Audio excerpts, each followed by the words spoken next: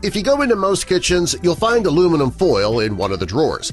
It's a pretty common kitchen staple that's used for cooking, wrapping, even to treat certain common ailments.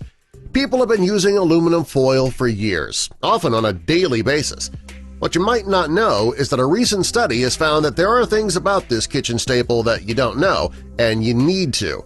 Doctors are warning that you should probably stop using aluminum foil right away. Aluminum is a neurotoxic-rich material.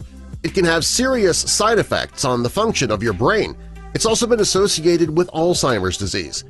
Many doctors believe that exposure to this heavy metal can cause adverse effects that can last a long time.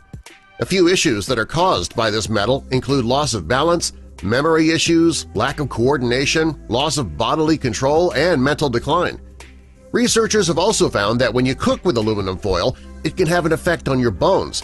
Aluminum can build up in your bones when you use it for cooking, and that can take the place of calcium in your bones, reducing your bone strength. In time, frequent use of aluminum foil could cause your bones to break more easily. It's not just the brain and the bones that can be affected by cooking with aluminum foil either. Studies have shown that its use has been linked to pulmonary fibrosis as well.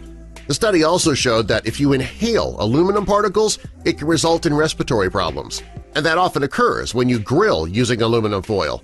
If you cook with aluminum foil at very high temperatures, part of the metal can be emitted into the food, making it unsafe to eat.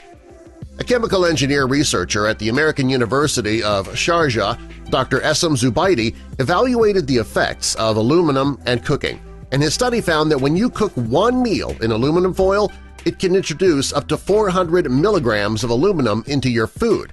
According to the World Health Organization, the recommended daily allowance of aluminum is limited to only 60 milligrams a day. Since you can get 400 milligrams introduced in your food when you use it to cook in just one meal, you can see how dangerous this really is. Furthermore, the higher the temperature, the more leaching occurs and the more dangerous your food becomes. The doctor also found that while cooking with foil is a bad idea, it's even worse when you use it to cook vegetables like tomatoes, citrus juices, or spices. Unlike vitamins, minerals, and iron, our bodies don't need aluminum. Also, our body is not able to process it correctly.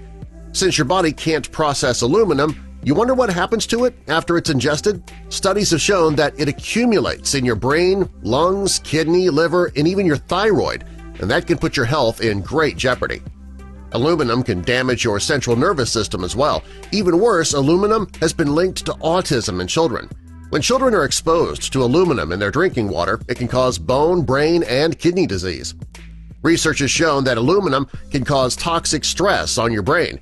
If your brain stores too much aluminum, it can result in MS, epilepsy, ADD, Alzheimer's, chronic fatigue syndrome, and other serious neurological disorders.